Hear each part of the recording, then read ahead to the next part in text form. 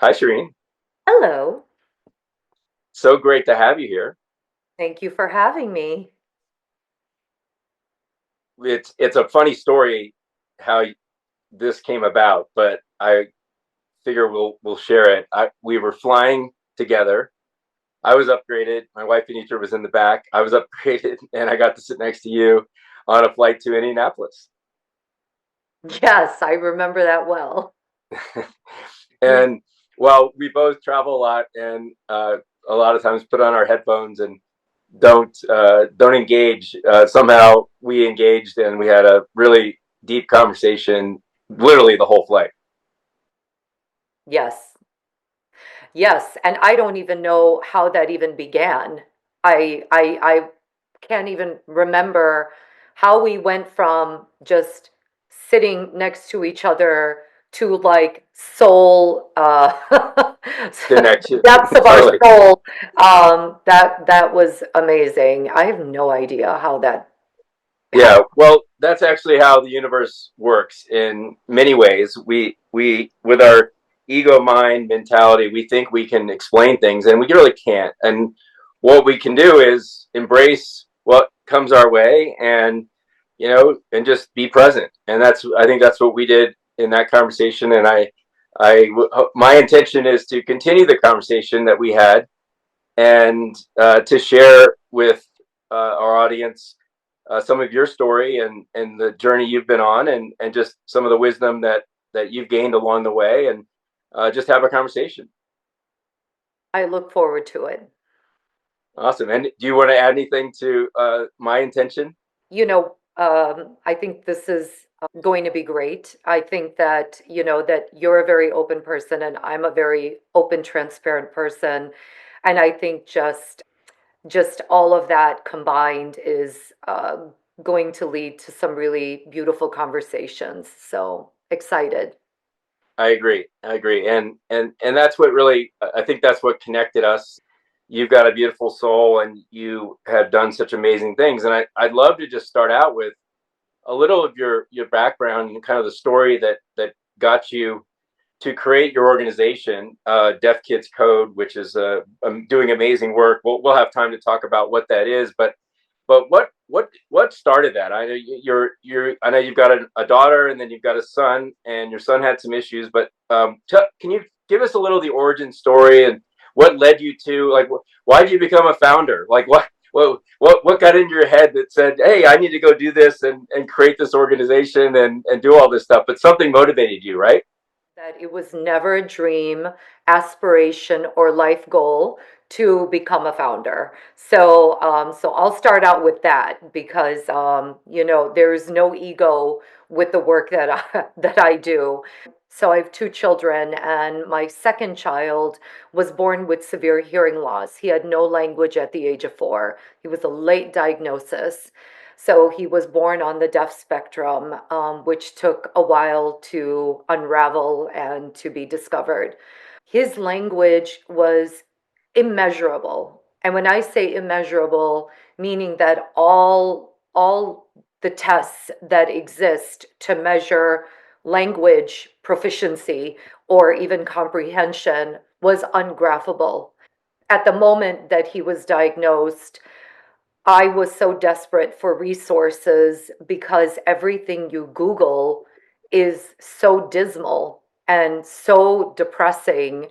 The education outcomes, the employment outcomes, everything about which I also discovered about disabilities in general is just not very uplifting. So from that moment that that happens, it automatically triggers a sense of extreme fear because to anybody who's listening who is a parent, you're only happy as your least happiest child, Yeah, which is for a sure. cliche term, but the idea that your child may never flourish, may never be able to thrive is it's a very scary notion to grapple with. Before like so before that, before the diagnosis, you knew there was something wrong. You didn't know but you weren't. able to tell. They weren't able to tell you like what's going on, like what's happening. There's something you knew. You guys were like running tests, doing all kinds of things, and it wasn't showing up. Yeah, it was quite interesting because my son could do like these complex puzzles. So I'm like, okay, well, So he was smart. He had he had some, intelligence. Yeah, yeah, the intellectual ability was being exemplified in other ways. But linguistically, it's like I would tell him that, okay, like, grab that book, we're leaving. And he would like pick up shoes and he would be like this. And he would like open the door, this. And it was like things were not aligning, like something was yeah, missed. And I, like most people, had no experience in the disability world. And I, especially the deaf world. And so I always thought growing up that deaf was mute. Deaf was like mute, unresponsive to sound and language. And I never understood the idea that all disabilities are a spectrum, and that if you are hard of hearing, that is not necessarily always an age-related uh, diagnosis, that anybody could be hard of hearing, and things could just, be misinterpreted or misunderstood.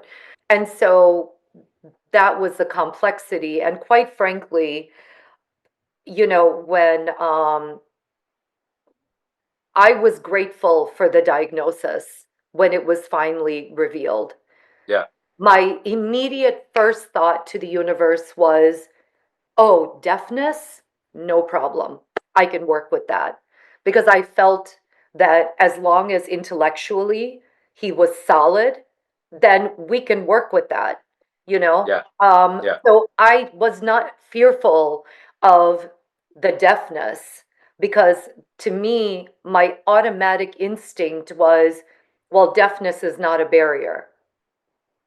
So I mean, thinking about my feelings then, but so much more happened after that. Like, we don't even realize how many gaps and disparities. And when we talk about disenfranchised communities, I mean, you yeah, work with the homeless, and we know that it's not just linear.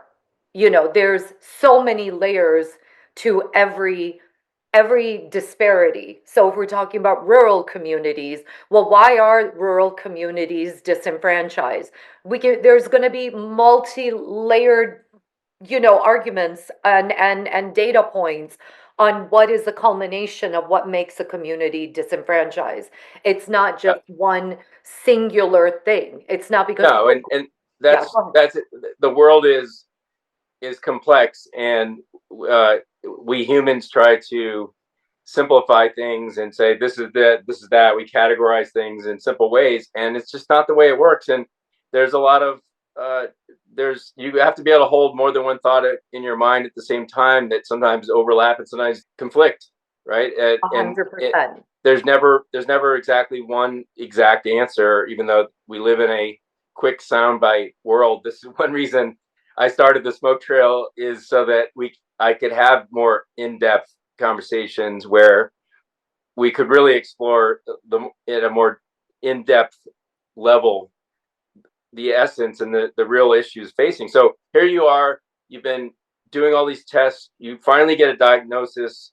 It's severe hearing loss, or lack of hearing, and you're like, okay, we can handle this. And then you run into what, a brick wall of some sort. I'm understanding, but like, what did you run into now? All right, now we know what it is. What do we do? Now we know what it is. Yeah, And now the first brick wall is that I call our insurance company to say that my son has been diagnosed and, he needs hearing aids. According to the World Health Organization, literally every state health department across the country considers hearing loss as a medical condition. And we had like what would be considered the best possible version of health insurance coverage. I call our insurance company and say that my son needs, hearing aids. And they said, oh, no, sorry, that's not something that is Covered. It's considered a cosmetic device. Cosmetic? Cosmetic, like a nose job or hair transplant. It's considered it's considered optional. Um, Jeez. so that was the first slap on my face when we're talking about, one of a multitude of many obstacles. And, you know, also going deeper into that, I also realized that, my gosh, like at that time, data was not very strong in terms of collected data on certain segments of society is beneficial to bad policy. So Sure. you don't have to do anything when it's not backed by data. So why bother collecting data when we can just remain at this as the status quo and not do anything about it? For So sure. so much more, continues on after that. So But what about like so I'm sure you guys figured out how to get hearing aids over the years, but what about, so you when he's just going at the age of going to like kindergarten probably, or almost, and then very quickly you're in elementary school age bracket, and how does he operate in the school system, and then what did you find that was working or not working? well, my greatest fear was my child being bullied and being tormented because he was the only child in his school that was deaf. And the hearing aids that he wore, there are molds that are put in the ear, and then the device goes over the ear.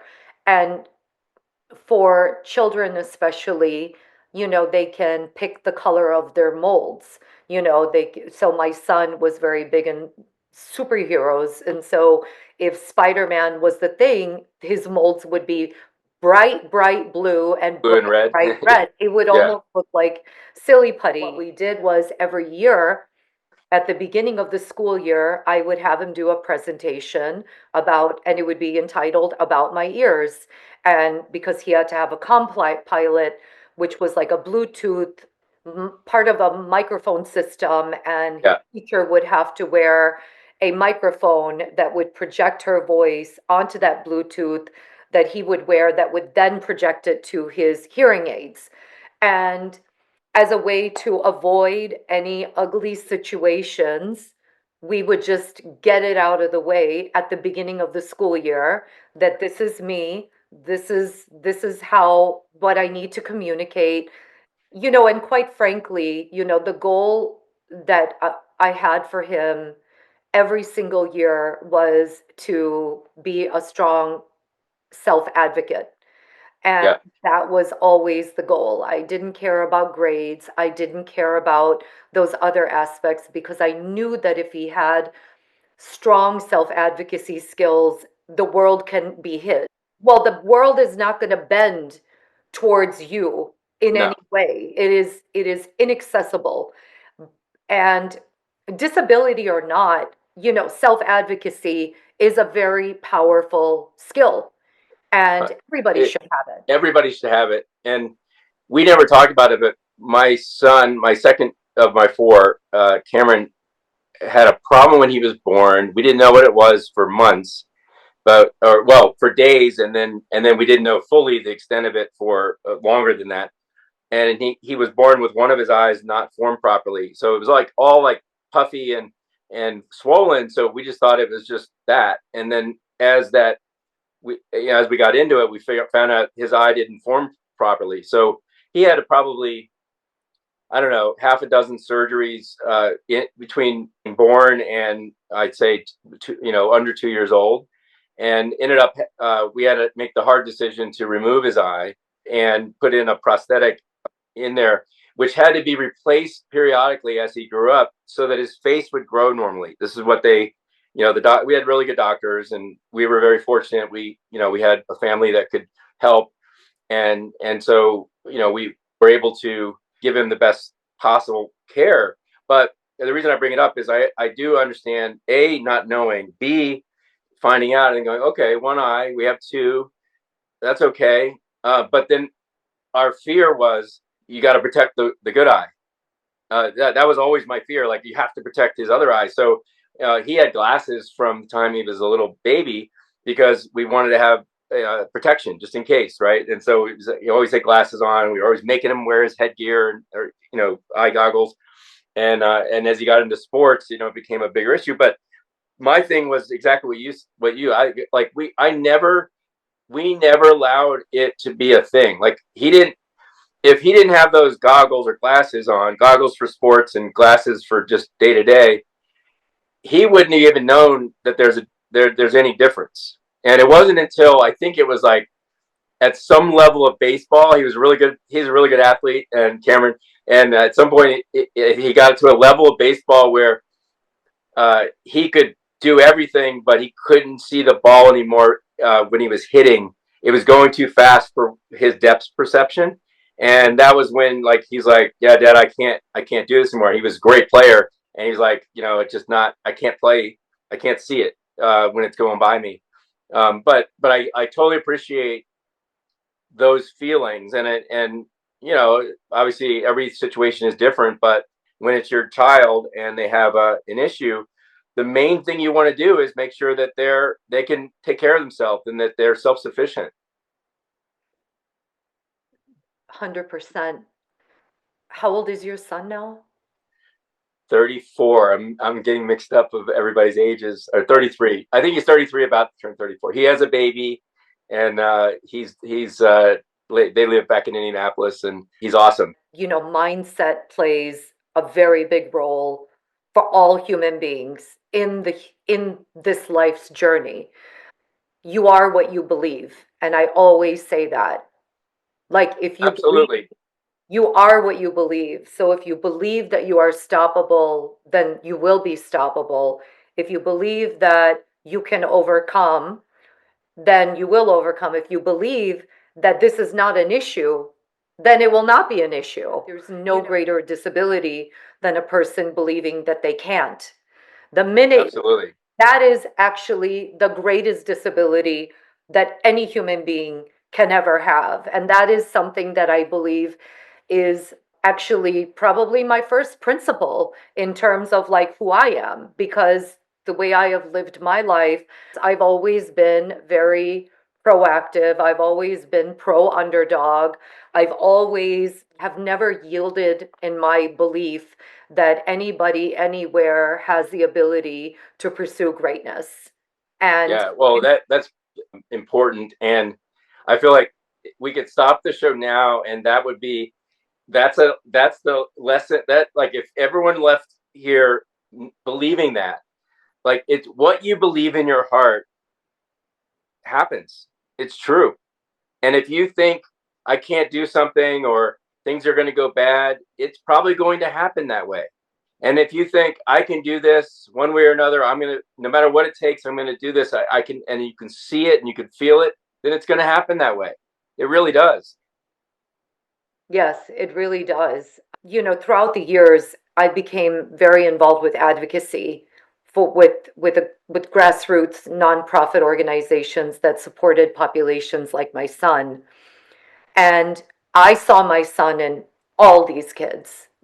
I saw them no differently. Even now, I still see all of these children as like my own child.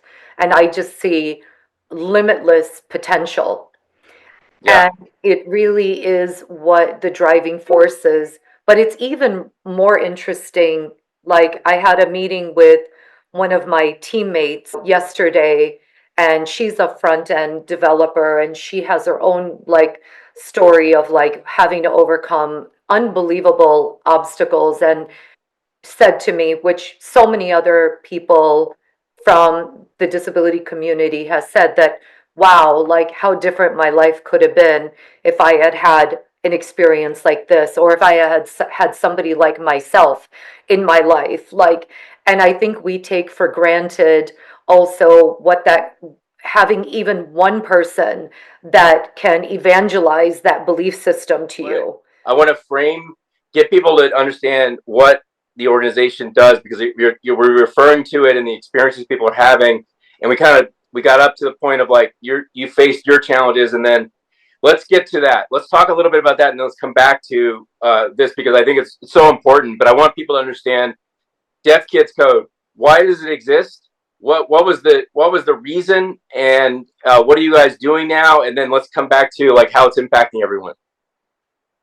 So I started this organization, Deaf Kids Code, where we promote computer science, technology, design thinking, engineering, and now AI literacy to students who are deaf.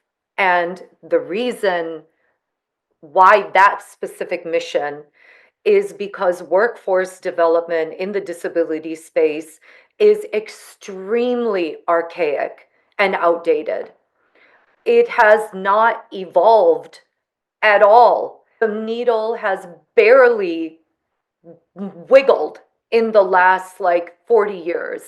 Well, Is one yeah. might argue that workforce development in general has not moved at all. But I can only imagine how bad it is with the disabled community. So imagine that workforce development already is a very troubling ecosystem for the non-disabled.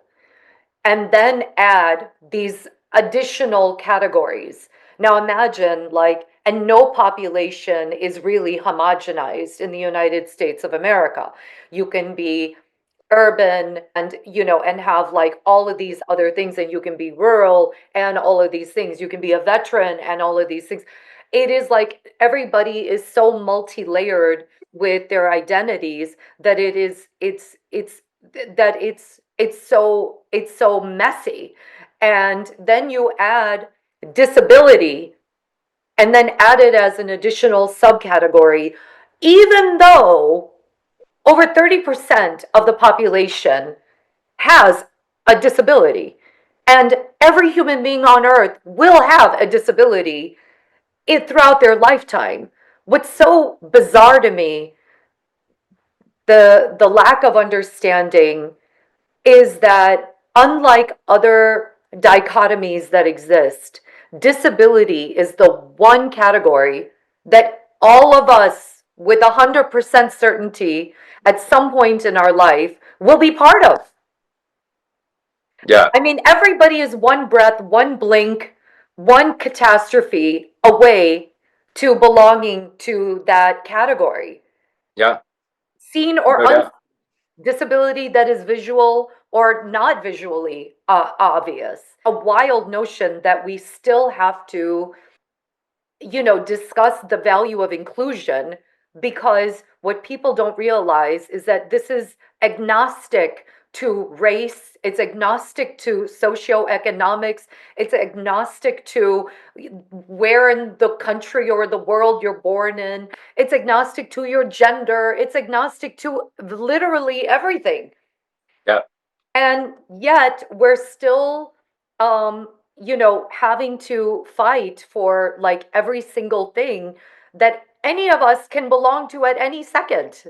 one could argue, and this might be a stretch, but I'll make the argument. One could argue that if you don't have some challenge that you recognize, or some specific disability, or that you're exposed to, you're at a disadvantage because the beautiful thing about your experience and your example that you set for all of us is your family, you came across this situation, and there's a lot of options, one of which is put your head in the sand and be like, woe is me, and the system's against us, and nobody cares about us, and go down a path of Yeah. negativity. That's not what you did. So I think I'll go so far as to say you were blessed by having a son who had this challenge, because it brought out such a beautiful quality in you to help so many people.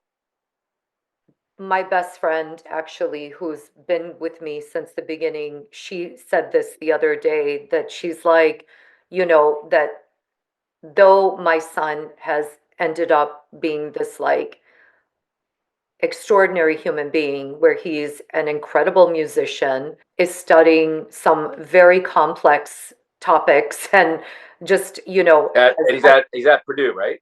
So he's at Purdue University, and so my Mhm. son is now 20, Yeah, and he is, studying applied physics and math and AI, and he won an award for his own quantum computing research that, I mean, this is a kid that I started the organization because I didn't know if college was in the cards for him. yeah. And And here he is blowing away his peers. as uh, I started out in engineering and didn't finish, so I'm one of the peers that he would have like passed up.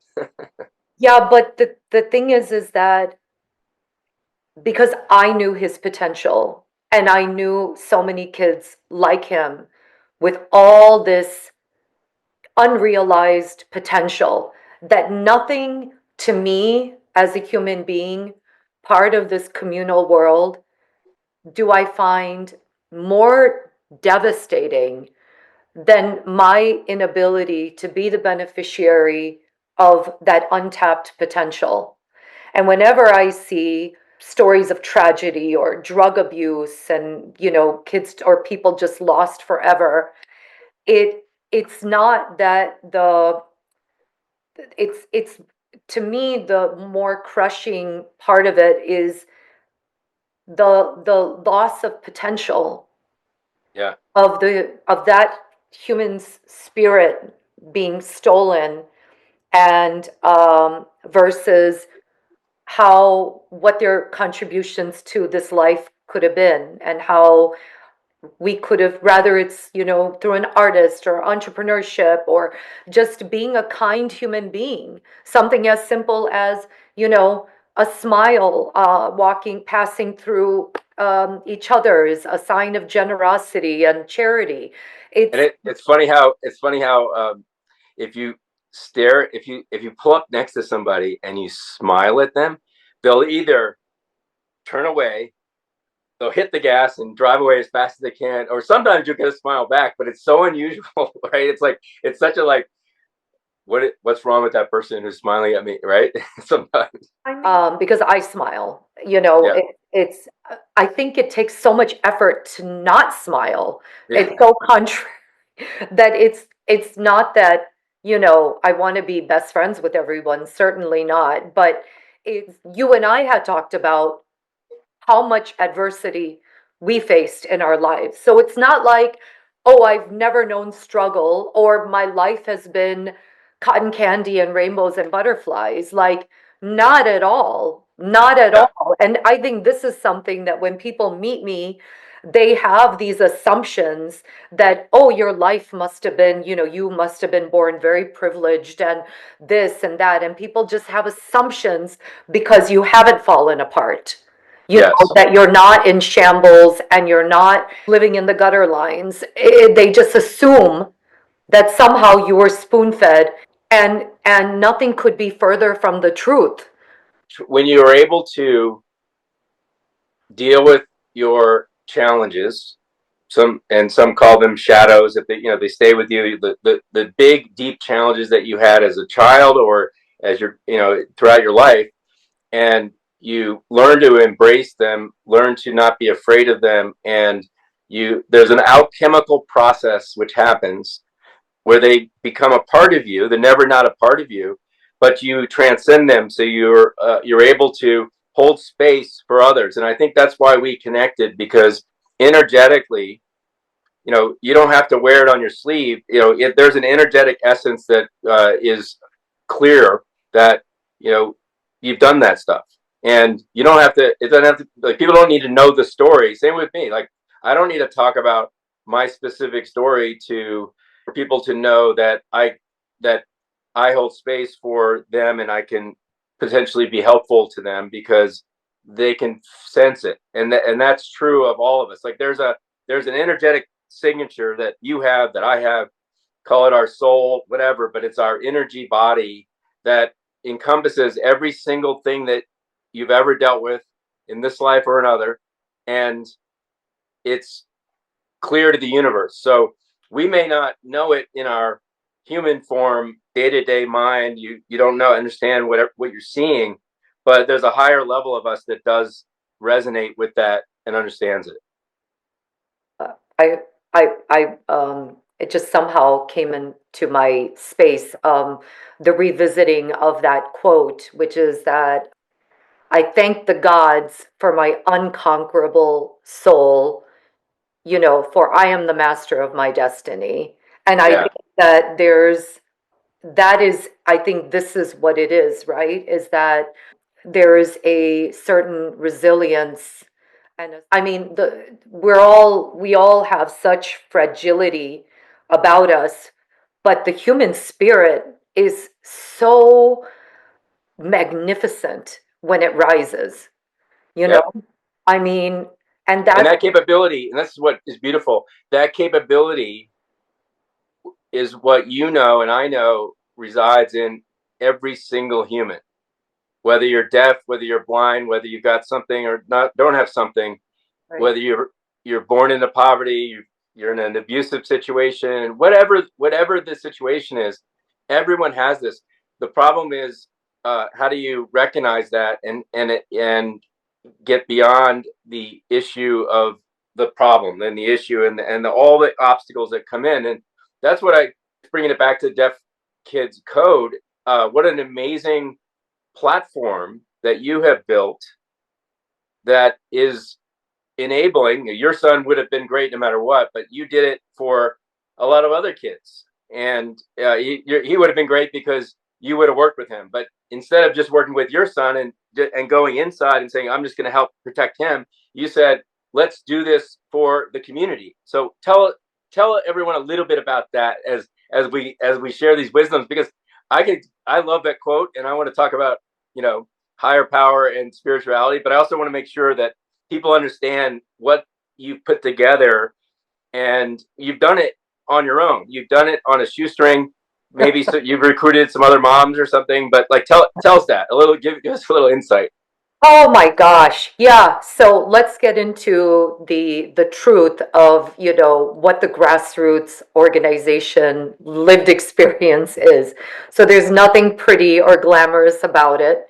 Um, you know, yes, shoestring budget. So imagine founded the organization in 2015. And I'm not someone that comes from, high net worth that, oh, we have a family foundation that we can just, it was really the idea that, well, as long as I have gas in my tank and I have, I can stand on my feet and I have, air in my lungs, that I can democratize access to this information, that I can use these tools as a vehicle to create a new level of consciousness and belief system within this space. And for 2 years, it was largely self-funded, which means that I was a volunteer. The tools that I used were donated. And that was how the first 2 years of the organization really functioned. And there was a mother on LinkedIn that was very conscious and sensitive to what I was doing and reached out and said that, I want to know, like, who is supporting this work? And I said, well, nobody is supporting this work. And she goes, well, have you asked? And I said, I have certainly asked. And, the answer is, always been the same. And so, yeah, but I'm continuing on. And she was able to get our first corporate grant, which till this day is the reason we're still alive. And these are the lessons and the challenges, because I believe this work is incredible work. It has transformed the way schools do things. It has transformed the way educators think about their own lives and what, the broader participation that their students can have.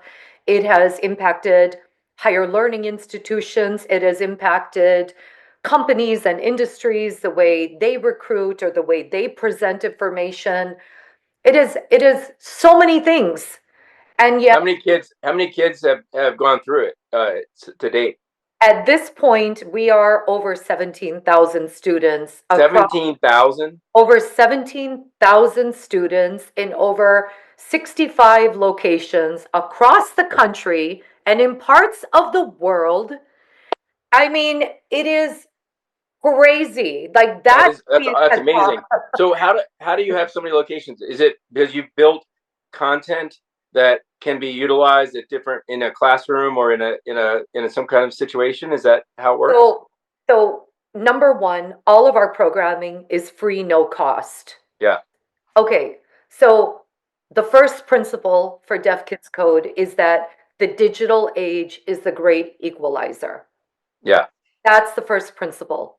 And then the values are not for sale, meaning that I'm very sensitive to what type of, like, we've been offered by companies that, hey, like, if you use our product, then you can get a kickback. I just don't want our population being used or tokenized or just being pimped out to make a company look good. Protect the integrity. But number two is the capacity for greatness. So I want people to align with that belief system, not sympathy, not boohoo, oh, I feel so sad for, I want people to look at it as a meaningful investment, that yeah, this is worth investing in because I want to benefit from that talent pool. I want them to reach their highest potential because that is immeasurable. Somebody not relying on disability and social security payments for the rest of their lives, but rather being a meaningful contributor economically to our world. And the third one is, zero barrier to access. We could figure out a way of selling it, but it just seems wrong to, yeah. I mean, Well, I mean, maybe there's a. I mean, you may have already done this, but maybe there's a. I mean, there's a cost to serve, and and maybe there's a way to create the ability for companies and foundations and individuals to sponsor a number of kids that help extend it, right? Like there's a per unit cost that can be sponsored to help you reach more people. Is that something you would consider? it would be something we would consider, but I think what the direction we're really heading, which is especially now in this economic climate, is sponsoring students to have internship and shadowing opportunities. Okay, that's That cool. is actually where we really are in dire straits because um, this is where the greatest challenge I'm finding is. My, a very large portion of my friend group are CEOs and run companies, and I can totally see the first resistance would be, well, yeah, I'd love to help, but like, how do we even deal with them? Like, what do we have to do? Is there tools that you guys have developed that help these students get on ramped so that the company has a way to help them, right? Like they're not running into something they're not capable of doing, which would be probably one of the first objections. Yeah, I mean, so this is the most common question we get.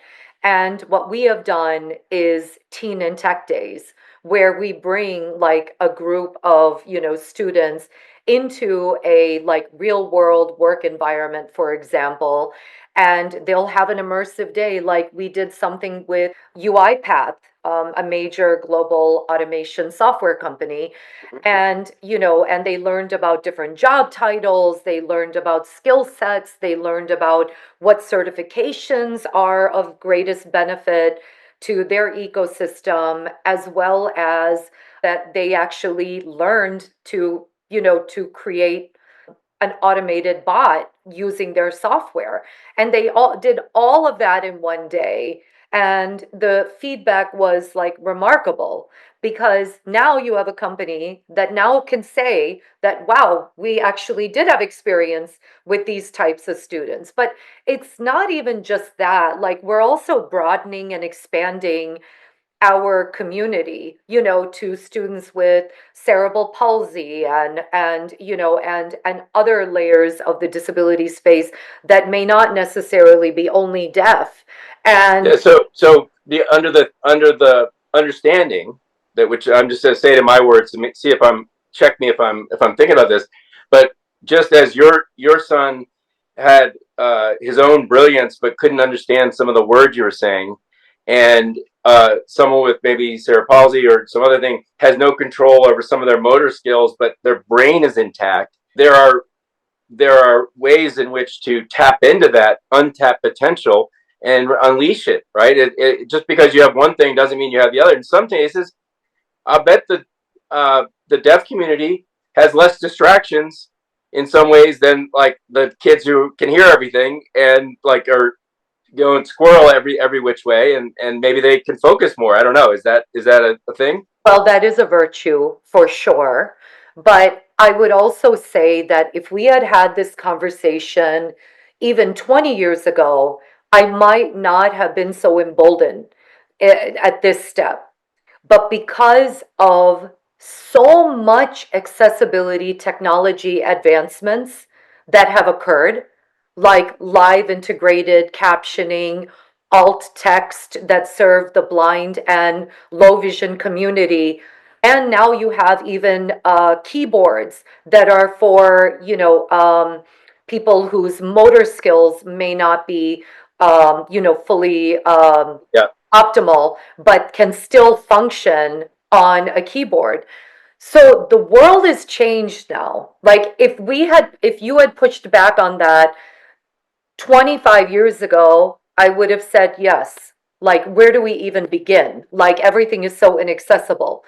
But now, where we are, it's like a new world order. I just had a conversation at a dinner with a colleague of mine. He's a faculty at a prestigious four-year institution and does things in the robotic space. And there was a candidate looking for a postdoc, position, and he said like, oh, and he was blind, and we didn't realize that until he showed up, and he said, now of course, being outside of the disability community, you have all these preconceived notions of what disability is, and and he's being very honest off the record in telling me that, I was like, okay, what is this going to turn out to be? And he goes, but oh my gosh, he was going through every single slide with the utmost detail. It was like a 30 slide deck, he said. And he knew each and every, even if he needed to go back to certain slides, like the memorization was so, and the kind of research body that this individual had, like Smoke Wallen smoked out the competition, that that without a doubt they gave him the offer, but he went with another institution. Yeah. So he Okay. was the one in the position to say no, though they Yeah. thought, oh my gosh, like we've got to grab this talent. But I'll tell you that being in the world that I've been in, this is not actually the exception. I have come across the most mind-blowing talent talented individuals, like mind-blowing talented individuals. And and that's why these conversations are so important, because the first thought when you hear the word disability is a knee-jerk reaction to barriers. and Yeah. and this couldn't be more misguided.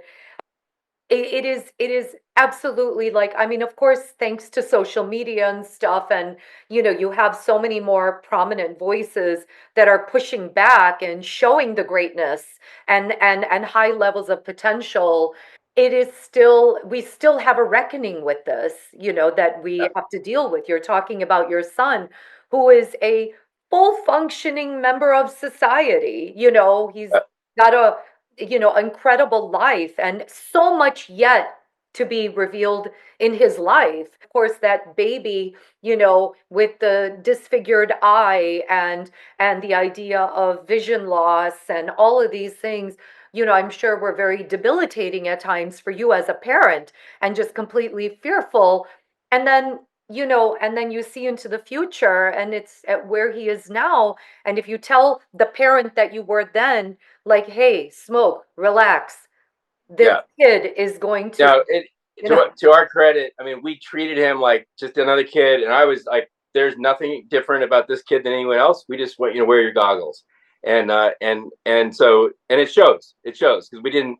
He wasn't coddled. He was always doing stuff, and he's a great guy now, great human, and all that. So, all right, you've got so much wisdom that you have shared just in this little conversation, and this is why we hit it off so well in our first conversation. And I was inspired by not just what you built, but just you as a person and the passion you have for giving back and helping all these kids. Your kids now, he's on his way, he's doing well, but you're still at it. You're still cranking away and thinking about the future and how you can serve more people. And you're doing God's work. I mean, that is whatever you view as divinity, whatever you view as giving back to the universe. We were talking about this before we started recording, and you get back what you put out. I think the most difficult thing for me is that why society has not met us where we're at.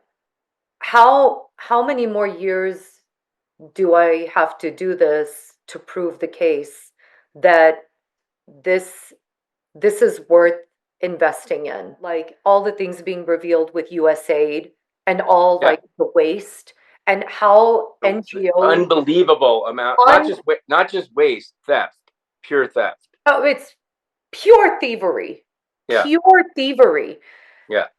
I mean, it is it explains a lot of like why. I mean, you have to understand that like I have a very high threshold for I rejection. understand. I do understand that. You cannot, maybe you can. That's another podcast. Yes. But but you have to have, and that's why I was using that quote, the unconquerable soul, Yeah. because it is unbelievable, like your tolerance for rejection, unbelievable amounts of rejection for like STEM grants. I cannot tell you how many STEM grants we get rejected. And that explains like why we have remained at a 5-digit operating budget. So to your audience members listening, what would be considered millions of dollars worth of work and labor have been done on a 5-digit operating budget. And Well, first of all, I'm going to go on the record here and say that last year was the last year of that. We're going to figure out. We're going to get your budget up there.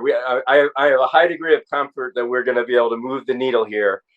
This is not a fundraising show, but I can assure you that like just getting the story out. I mean, I honestly, Shireen, I think I didn't know any of this, and that now I don't know why I would have, but I didn't. I heard about it. I'm like, this is amazing. Word needs to get out. And I'm going to a dinner. It's a Cornell Tech dinner in Silicon Valley at one of the alumni's house. I usually go up there and meet some of my friends up there, and they're all like techie, Silicon Valley, super successful people. Either they're venture capital or they're running tech companies. And like, I'm going to bring this up at our dinner because we get to bring up one thing we're working on, and I'm going to bring up Deaf Kids Code and say, hey, I found this. Is this something we could get you guys involved with? And Silicon Valley, I mean, what better place than there to put a flag down and say, get involved, get behind Deaf Kids Code. well, from your mouth to God's ears. So, I mean, and every year it's just this sword hanging on my head that is this going to be the last year? Like, if we Yeah, don't get so we need to figure out a funding, way to make you it know, sustainable, because what you've done is such a beautiful thing, and it needs to be sustainable and independent of any one person, right? It needs to be able right, to keep on its own. So all right, so right. we'll work on that. That'll be an offline conversation. What when you had your darkest times, when you thought things are just never going to be able to make this work. I mean, you're obviously a person that never gives up, but Yeah. where do you go spiritually? Is there do you have a belief system? Any experiences asking for help from a higher power? Anything Yeah. else that you could share? Well, I definitely pray. to myself, and I find myself praying harder when good things happen. And it's not like good things like, it can just be anything. Like if I get a wonderful email saying that this was life changing, I I pray, right? Yeah, it's like that's really a prayer of gratitude, isn't it? And I find myself praying more when good things come my way, and to me that is that is where I find myself leaning even deeper into my faith of God. You know, my belief system is not really institutionally based. Like I believe that when we, end this human experience, we're all going in the same ecosystem. I believe that we were all created from the same, from earth to earth, ashes to ashes. I don't, my philosophy is that any message from anybody that is a message that is divisive, that there is an us versus them, is automatically on the rejection table. It's Yeah, already rejected. Rather, it's through a priest, it's through an imam, it's through, a rabbi, it's through a swami, through anybody. There is an us versus them, I automatically reject it because that automatically puts you in a position of ego. And I don't believe that the human experience is weighted on anything that is ego. None of us are above anything. And no religion and no faith has ever said that if you believe in this, that none of your children will die. If you believe in this, nothing bad will happen to you. If you believe in this, you will be protected. And I just have lived long enough, and I've lived in enough places in the world, and I've seen enough of everything that we all know that that is fundamentally not true. yeah. And so nobody is protected from the human experience, and it's going to be good, it's going to be bad, it's going to be ugly, and it is, but it is also undefeatable if you believe that, that the human spirit has the ability to be unconquerable. We live in a realm where heaven and hell exist in the same place, and it's up to us which one we want to be in. It exists. Heaven on earth exists today, depending on where your mind and your heart is, no matter what your situation. It's how we come at it. It's the approach. I totally agree with you that I love what you said about that. And I think if you look across all religions, the religion part is where they got off track with human ego, power struggles, trying to rule people, trying to dictate. The spirituality part, the divine divinity part, the actual people that went direct to God and whatever religion it was, those all agree. Like there's no disagreement between the Upanishads and the Bhagavad Gita and the Buddha, and in Islam, the Sufis, and Christianity, the mystics. And if you look across what those experiences are with divinity, it's all one. And it is exactly what you said. It's not the divisive message. So we all had a role in what mission. So you actually picked this. Believe it or not, you had a role in deciding what your challenge was gonna be. But our challenge is, how do we rise to the occasion? How do we transcend the challenges before us so that we can come to this understanding? So I thank you for your work in the world, and your level of consciousness, which even when you don't realize it, it's all connected, and everybody rises when one person smiles at another, does something kind for someone else, in their heart is working on behalf of others. Every time any of us do that, it helps all of humanity, all the world. So I thank you, and you probably don't hear that as often as you ought to hear it, but you get to hear it right now. Well, thank you. I appreciate that. That's very, I appreciate that. And the appreciation also is reciprocated to you too. Like thank you for being who you are. And you've also bared your soul in so many ways publicly to your human experience and the adversities that you have faced, and yet you rise and you have not lost your sense of humanity and all of these things. And I think these are all the culmination of what enlightenment is that there is no us and them. I think, the enlightenment is actually that we're all, there is no separation, that it is, a deviation of from humanity the minute you believe that there is an us versus a them. Yeah, but I think the majority of humanity in the most of history has felt that separation and has felt that have been in survival mode. There's so many people in it, but the more people can hear stories like yours, stories like mine, stories like the other people that we both want to lift up and expose, the more people appreciate. Wait a minute, I can do that too. Because nothing's stopping anyone from doing what you've done, what I've done, what anyone else who's risen out of a tough situation. And it's just picking what matters and not giving up, right? I have a question for you. What have you discovered since you have made this shift of like having these conversations and you make turning this chapter of a new perspective and a new way of like going through the world and the way you interact with people? Yeah. So it's really interesting when you drop judgment, when you get to a point of complete forgiveness to everyone and everything, and you have no judgment, more of the true essence of people and situations is revealed to you. So that's what my experience has been.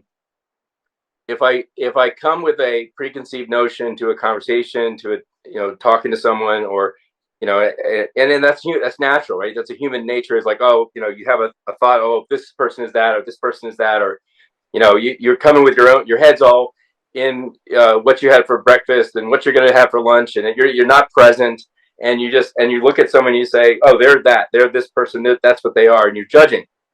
When you do that, you are blinded to what is the true essence and what is really this experience for. And what we don't know, the more I learn about consciousness, the more I feel like I have transcend different levels, the more I have humility for knowing that I don't know. Well, I don't know a lot of things, right? So it's a weird paradox. The more you know, the less you know, right? The higher level you get, the more you recognize that you don't know. So what I don't know is, I don't know why I'm having a specific experience. I don't know why you and I sat on a plane next to each other and started talking when I was ready to go to sleep and you were ready to go to sleep or read a book or something. And the same thing goes with every experience we have throughout our lives. And every moment, there's some reason that this is coming up, and it's our task to clear our minds and clear our judgment, clear ourselves, so that we can be open to what is it that I'm supposed to be receiving. And so that's what I've learned the most is I get so much more out of every single conversation I have, every moment I have. And as a result, start sharing. People share things like you shared a lot of we shared a lot of things. But I honestly, like, that's people, like, there's a without me, I don't ask. I'm not asking you to tell people to tell me certain things, but I will. I get those things, and it's because I have no judgment. I really don't, Yeah. and I'm coming at it from hopefully a very open, contemplative stance. What am I supposed to learn here? What am I supposed to do here? Right. Well, I'm very similar in that way that I can be at a dinner or something and I'm the one talking about real stuff versus very like superficial stuff. And Right. and I don't, and I because I don't, I'm not I'm not interested in talking about purses and I'm not interested in talking about whatever. It's just so shallow and it just is not something that excites me in any way. Like that is not what I'm interested in, especially when you're in the kind of life that I'm in that is so far removed from all of that superficialness. It I find myself having bigger gaps with the people that I thought I had connections with, that I quickly realized we are like actually not aligned at all. That's another one which I didn't focus on, but I'll agree with you. What happens is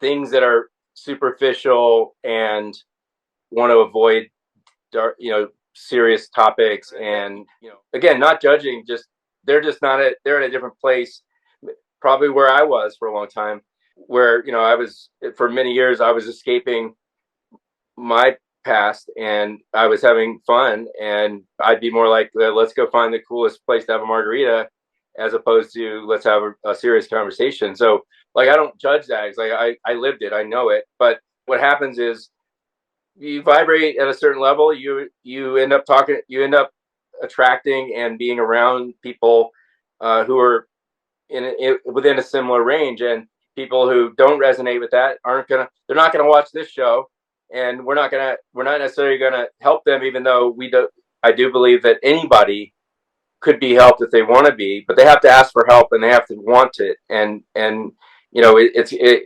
universe is actually works perfectly. We have a perfect system where the level of your consciousness, the level of your vibration, will attract or repel depending on where you are. And it's like a cork in water or of iron filing in a magnet. We all go to where we're meant to be, and that's true throughout this life, and it's true as we go to the next realm, as you say. I think everybody, and then you get to we all get to repeat things that we don't learn, and we get to go to the next level if we I don't want to say it's a game, but it's a little bit like that. We get to keep learning and expanding, or we get to repeat things, and I think that's the situation that I see. I that would make complete sense to so many people I know that just don't get it. It's like the learning curve. Not everybody gets it, and someone will make a nasty comment about somebody, and it's just like, how can you have no fear of the universe? Well, Like that. thoughts are things. Thoughts are thought forms, and those are energetic things, just like we are. And if you think it enough and hard enough, it comes true. Just like we were talking about earlier on. Yeah, And if you wish ill on somebody, it will either they'll either accept it because they don't understand that they can not accept it, and it goes into them, or they can repel it, and it always goes back to you. Like so, always send positive thoughts to everyone you could think of, including your if you have an enemy or you think it's someone who thinks they're your enemy, give them love, send them love, and they may not accept it, but it's always going to come back to you, and sometimes magnified over many times. So it's so agreed. true. Agreed. So true. So very true. Yeah, Yes, not about them, it's about who you are as a human being. It's less about the people that are not your well-wishers. Although I am at a stage in my life where I do want to be around well-wishers. I yeah. Well, look, nothing says, when I think Jesus at one point said, I'm not a big scripture religious person, but said, he didn't say fight evil, he said avoid it. yes, And avoidance. evil, and what is evil? Buddha says, evil is really, it's ignorance, right? Ignorance is what, it's not evil. It's like, well, you can call it evil, but it's a lack of understanding. Yeah, And so I don't want to be around ignorance. I don't want to be around that. And it's not my job to fight every fight there is out there of right, people that don't understand things. But right. if you want help, if you feel called to it and you're struggling with things, I'm there. I'm happy to be there and help people understand this is real. Like there, it's all real. There's divinity, there's the energy, that's all real. And if you want help, all you have to do is ask for it, and it will come. Yeah. but we don't have to hang out with people who are stuck in their little spiral. Right. Right. I've drastically lost my threshold for being in that, in those type of environments. Everybody's Yeah. on their own trajectory in this life. That if you're not going to be somebody's friend, then at least don't be their enemy. You know, Right. like just okay. You don't want to be a well wisher. You don't want to be a friend, but don't like go out of your way to like cause a problem to somebody or function in that way. And it's just, you know, And they will keep facing their own challenges until they wake up and realize that. So it's a perfect universe. It works perfectly. So, Shireen, if I were to say, all right, what is the what gives you the most energy? What gives you the most excitement? If something that's coming up for you, is there anything you're looking forward to, or something that like you're like, okay, this is really cool. I can't wait to. What would that be?